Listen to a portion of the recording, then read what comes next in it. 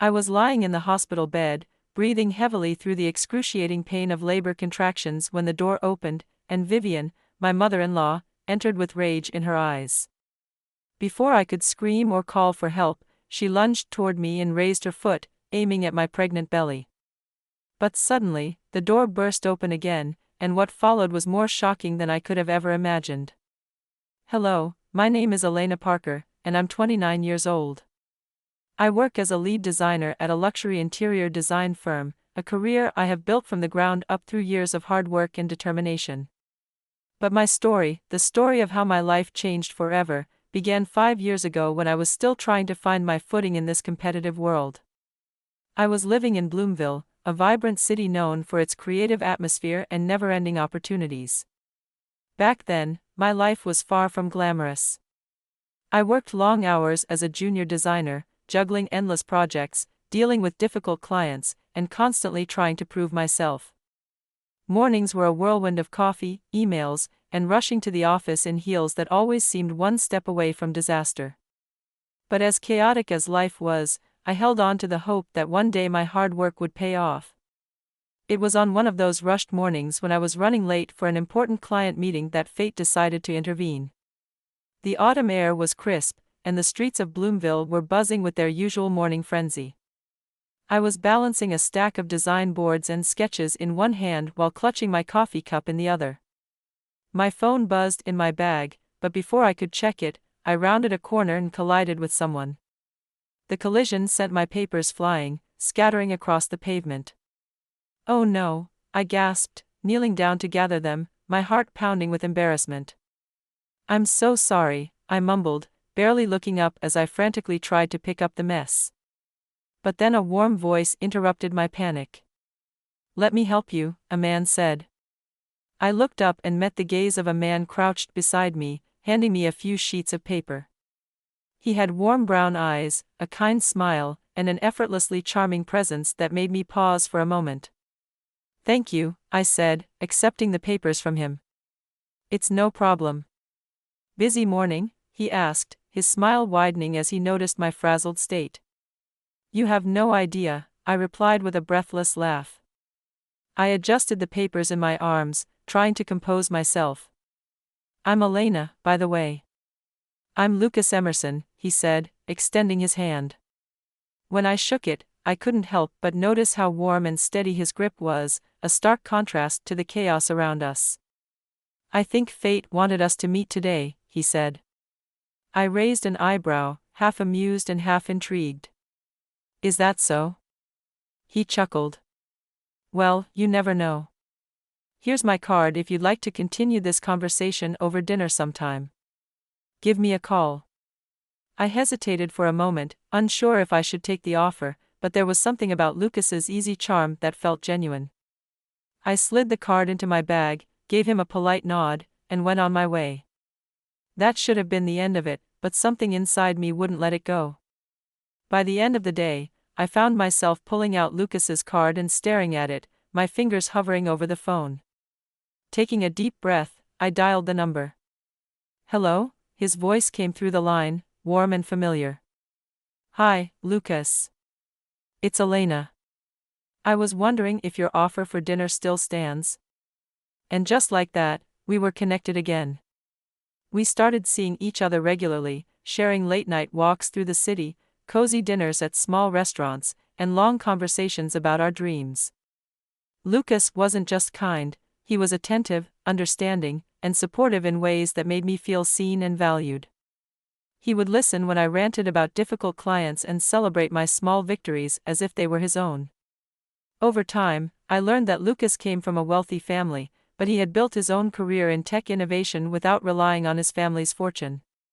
His humility impressed me, and the more I got to know him, the more I realized how deeply I cared for him. One rainy evening, after a particularly long week, Lucas showed up at my apartment with a bouquet of flowers and my favorite takeout.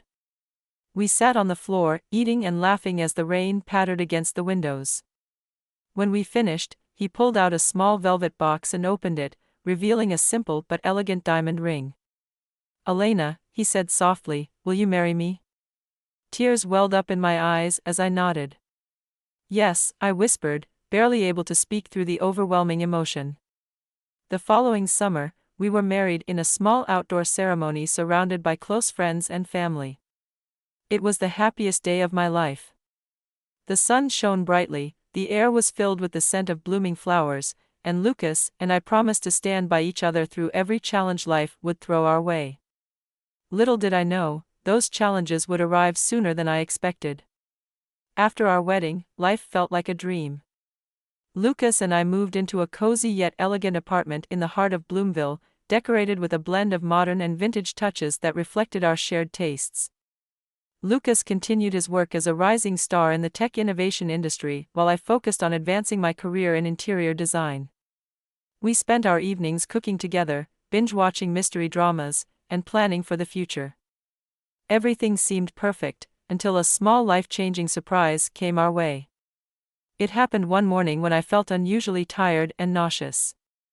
At first, I thought it was just the result of a busy work schedule, but when the symptoms persisted for days, I decided to take a pregnancy test.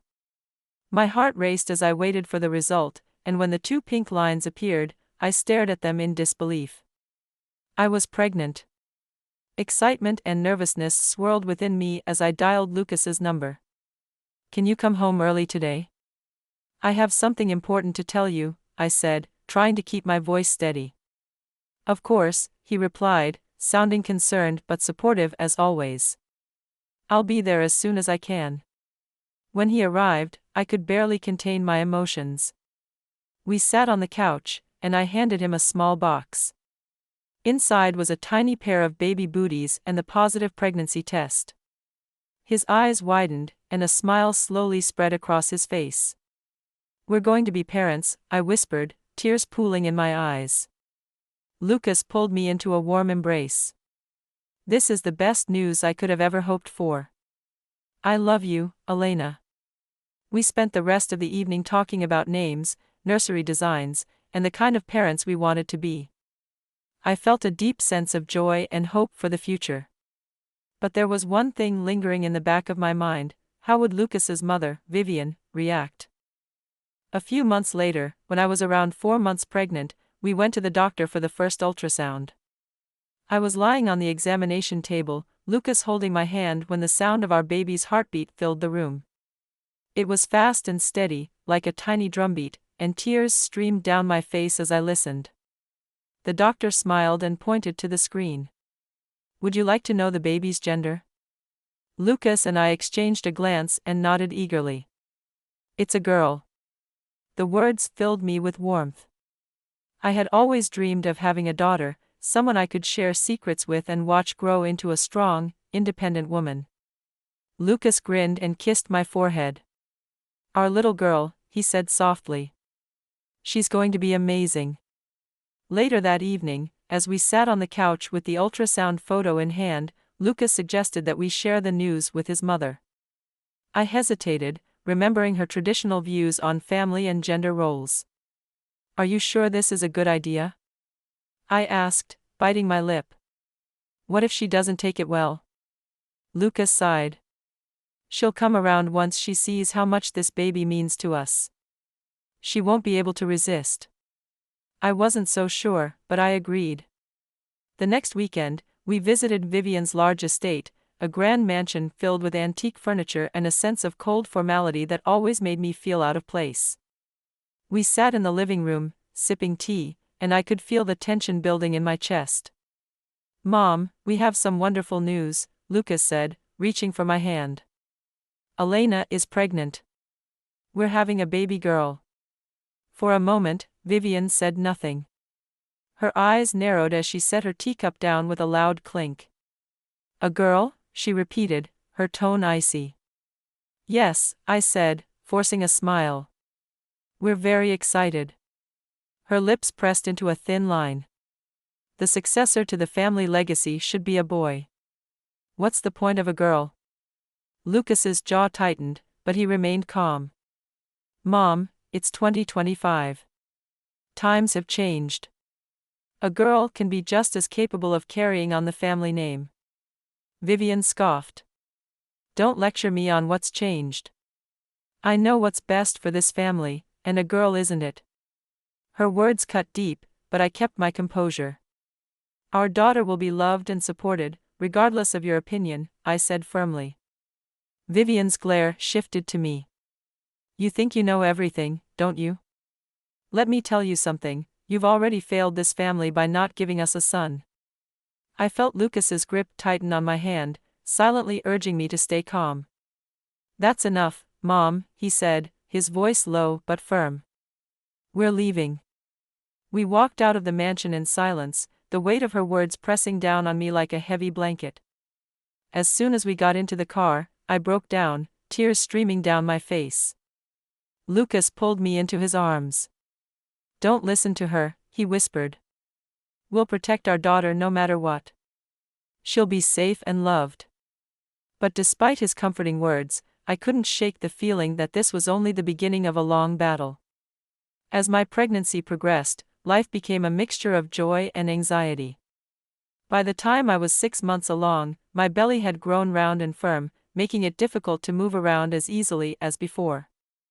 But despite the physical challenges, I felt a deep sense of connection to my baby. Every time she kicked, it reminded me of the precious life growing inside me. Lucas continued to be my rock, always finding ways to support me. He'd wake up early to make breakfast, clean the house, and make sure I had everything I needed. Sometimes, he'd come home from work with little gifts, a book about parenting, a box of chocolates, or a soft blanket for the baby. His excitement was infectious, and it helped me stay positive despite the storm brewing in the background. And that storm was Vivian. She wasn't happy about the baby being a girl, and she made sure we knew it.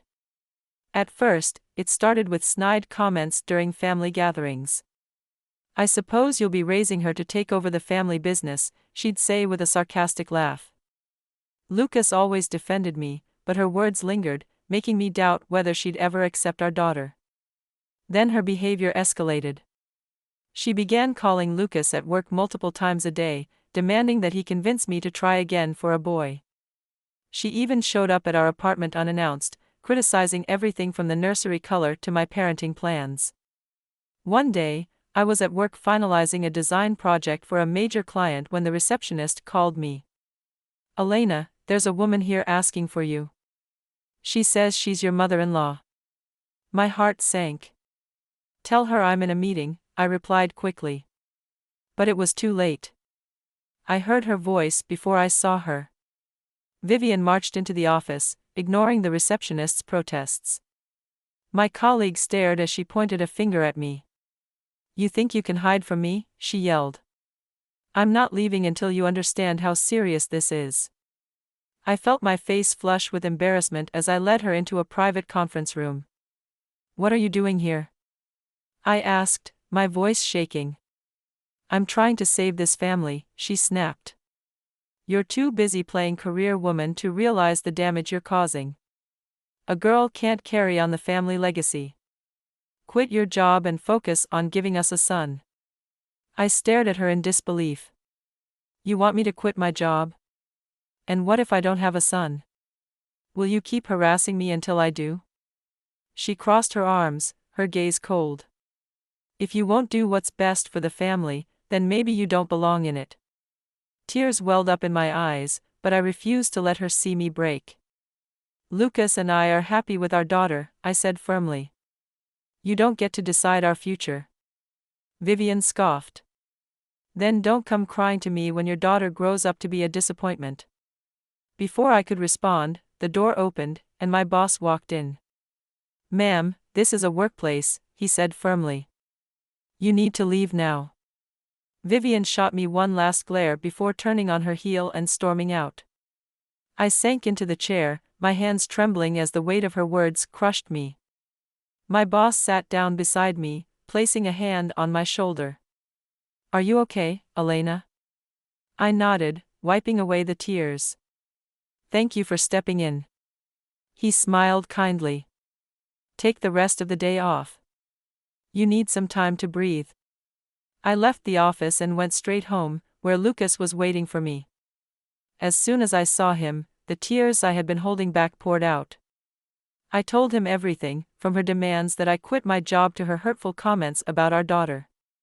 Lucas's face darkened with anger. "This has to stop," he said, pulling me into a comforting embrace. "I'm calling her right now." He grabbed his phone and dialed Vivian's number. When she picked up, his voice was firm and steady. "Mom," he said, "I won't let you hurt Elena like this anymore. She's my wife, and we're having this baby girl. If you can't accept that, you'll be the one cut out of our lives." I listened as he defended me, and for the first time, I felt a glimmer of hope. But Vivian wasn't the type to back down easily. Her harassment continued, and the stress began to take a toll on my health. I started having trouble sleeping, and the emotional strain made it difficult to focus on work. One evening, after Lucas had gone to bed, I sat on the couch rubbing my belly as I tried to relax. My phone buzzed, and I groaned when I saw Vivian's name on the screen. I ignored the call, but a few minutes later, there was a knock on the door. My heart raced as I peered through the peephole and saw her standing there. I opened the door just a crack. "What do you want, Vivian?" "I need to talk to you," she said, her voice unusually calm. "Please, Elena, just hear me out." Against my better judgment, I let her in. She sat on the couch, looking around the room as if she were inspecting it.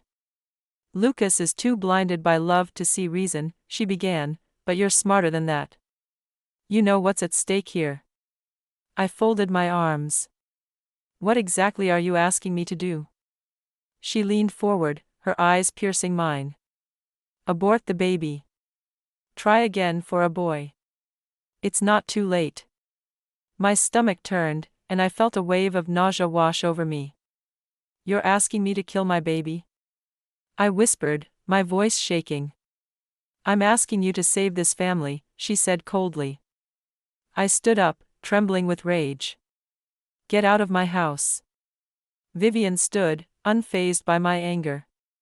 "Think about what I said," she replied before walking out the door. I locked the door behind her and collapsed onto the couch, sobbing. Lucas found me there when he woke up, and when I told him what had happened, his face hardened with determination. "We're done with her," he said. "I don't care if she's my mother, she's crossed the line." By the time I reached the 9th month of my pregnancy, the physical and emotional toll of the past few months had left me exhausted. The weight of my growing belly made it difficult to move around, and the stress from Vivian's constant harassment had only made things worse. Lucas tried his best to shield me, cutting off communication with his mother and making sure I stayed as comfortable as possible. But deep down, I knew that Vivian wasn't finished. She had always been relentless. Despite everything, Lucas and I stayed focused on preparing for our daughter's arrival. The nursery was ready, painted in soft lavender with fairy lights strung across the ceiling. We had a crib set up by the window and shelves filled with baby books and stuffed animals. Every evening, Lucas would sit beside me, talking to our baby and rubbing my belly as we imagined what life would be like once she arrived. "I can't wait to meet her," Lucas whispered one night, resting his head gently on my belly. "She's lucky to have you as her dad." I replied, stroking his hair, "And I'm lucky to have you by my side." 3 days before my due date, I woke up in the middle of the night with a sharp pain in my lower abdomen. At first, I thought it was just another round of Braxton Hicks contractions, but when the pain didn't subside, I realized this was different. My water had broken. "Lucas!" I called out, struggling to sit up. He bolted out of bed, half-dressed and panicking as he helped me to my feet. "Is it time?" he asked, his voice a mixture of excitement and fear. I nodded, breathing through the pain. "We need to get to the hospital." He quickly grabbed the hospital bag we had packed weeks earlier and guided me to the car. "Don't worry, Elena. You've got this," he said, holding my hand as he drove. "Just breathe." When we arrived at the hospital, the staff immediately admitted me to a private room. The contractions were getting stronger, and I clung to Lucas's hand as the nurses checked my vitals. Everything was moving so fast, and I could barely keep up with the flurry of activity around me. After a while, one of the nurses informed us that it could take several more hours before the baby was ready to be delivered. Lucas kissed my forehead. "I'm going to step out for a few minutes to grab some water and talk to the doctor," he said, "but I'll be right back." I nodded, squeezing his hand. "Hurry back." As he left the room, I closed my eyes and focused on breathing through the pain. But before I could fully relax, the door creaked open again. I expected to see a nurse or Lucas, but my blood ran cold when I saw Vivian standing there. "How did you get in here?" I asked, my voice barely above a whisper. "I have my ways," she said, closing the door behind her. She stood at the foot of my bed, her gaze cold and calculating. "I heard you were about to give birth, so I thought I'd stop by and make sure you understand the consequences of your actions." "Leave," I said firmly, my heart racing. "You're not welcome here." She ignored me and stepped closer. "You're making a mistake, Elena. This baby, this girl, is going to ruin everything. Lucas deserves better." Tears filled my eyes, but I refused to let her see me break. "Lucas loves our daughter, and so do I. Nothing you say will change that." Vivian's expression twisted with rage. "Then you leave me no choice." Before I could react, she lunged forward and kicked me in the stomach. Pain exploded through my body, and I cried out, clutching my belly as tears streamed down my face. But just as quickly as it happened, the door burst open, and a nurse and security guard rushed in. "Step away from her," the nurse shouted, pushing Vivian back. The security guard grabbed Vivian by the arms and restrained her as she thrashed and yelled. "Let go of me. I'm doing what's best for this family." "You could have killed her baby," the nurse screamed, checking my vitals and helping me lie back down as I sobbed. Lucas rushed into the room, his eyes wide with horror. "Elena." He ran to my side, taking my hand in his. "Are you okay? What happened?" I could barely speak through the pain. She kicked me." Lucas's face darkened with rage as he turned to Vivian, who was still struggling against the security guard. "How could you do this?" he demanded. "She's your grandchild." "A mistake." Vivian spat. "I was trying to protect this family." Lucas pulled out his phone and dialed the police. "I'm reporting an assault on a pregnant woman," he said, his voice cold and steady. Within minutes, the police arrived, and Vivian was handcuffed and escorted out of the hospital. She continued screaming as they dragged her away, but I barely heard her. My world had narrowed to the sound of Lucas's voice and the steady rhythm of the baby monitor. "You're safe now," Lucas whispered, kissing my forehead. "I'm not going to let anything happen to you or our baby." After Vivian was taken away by the police, the chaos in the room began to settle. The nurse wiped my tears and checked my vitals again. "You're stable," she reassured me. "But we need to monitor you closely to ensure the baby isn't under any distress." I nodded weakly, my hands still trembling. Lucas was by my side, holding my hand tightly as if he feared letting go would somehow make things worse. "You're strong, Elena," he whispered. "We've made it through so much. You can do this." A few hours later, labor reached its peak, and the room filled with doctors and nurses ready to help me deliver our baby. The contractions were relentless, and the pain consumed me, but Lucas never left my side. His encouraging words kept me going through every push, every wave of exhaustion, and every moment I felt like giving up. Then, after what felt like an eternity, the sound of our baby's first cry filled the room. "She's here," Lucas said, tears streaming down his face as he kissed my forehead. The doctor gently placed the baby on my chest, and I stared down at her, overwhelmed by the purest love I had ever felt.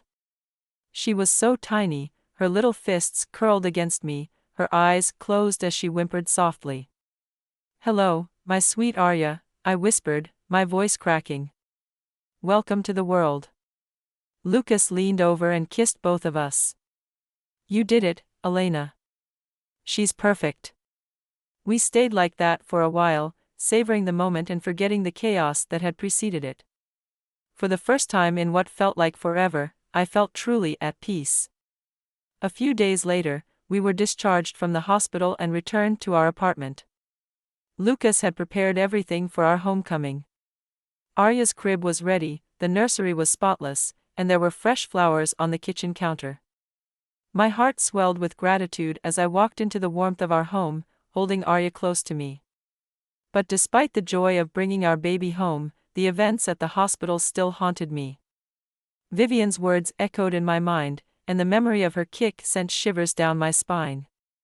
Lucas noticed my anxiety and wrapped his arms around me one evening as we sat on the couch. "We need to make sure she pays for what she's done," he said softly. I nodded. "She could have taken everything from us." Lucas's expression hardened. "She won't get away with this." We contacted our family lawyer the next morning and filed charges for assault and endangerment of a pregnant woman. The hospital security footage, the nurse's testimony, and my medical report all served as evidence against Vivian. The case was solid, and even though part of me dreaded the thought of seeing her in court, I knew it was necessary. A few weeks later, the court proceedings began. I sat beside Lucas, my hands clenched tightly in my lap as the prosecutor laid out the events of that night. The security footage played on the screen, showing Vivian lunging at me and the moment the security guard restrained her. I couldn't bear to watch, so I focused on Lucas's hand in mine, drawing strength from his presence. The nurse testified about how Vivian's actions had put both me and the baby at risk, and the judge listened carefully, his expression grave.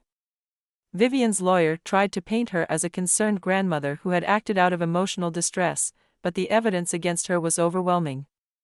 The security footage didn't lie, and neither did the medical report that showed how close I had come to losing Arya that night. After several days of testimony and arguments, the judge delivered the verdict. I held my breath as he spoke. The court finds Vivian Emerson guilty of assault on a pregnant woman with intent to cause bodily harm. Considering the severity of the offense and the risk posed to both the mother and child, the court sentences the defendant to 5 years in prison with no possibility of early parole. A wave of relief washed over me as I exhaled, tears streaming down my face. Lucas pulled me into his arms, and for the first time in months, I felt like we could finally move on. Justice had been served. Leaving the courtroom that day, I felt lighter, as if the weight of Vivian's hatred had finally been lifted from my shoulders. Lucas and I returned home, where Arya was waiting for us with her nanny. I picked her up and held her close, marveling at how peaceful she looked. "We did it," I whispered, kissing her forehead. "We're safe now." Lucas came up behind me and wrapped his arms around us. "We have everything we need right here," he said softly. "You, me, and Arya. This is our family." Over the next few weeks, life began to settle into a new routine.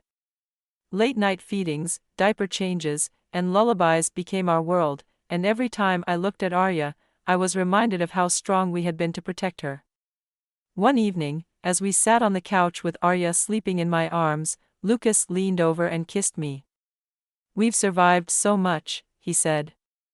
"I know we can handle anything that comes our way." I smiled, resting my head on his shoulder. "As long as we're together, we can." And with that, we closed the chapter on a painful past and opened the door to a future filled with love, peace, and new beginnings. Thank you for joining me on this journey.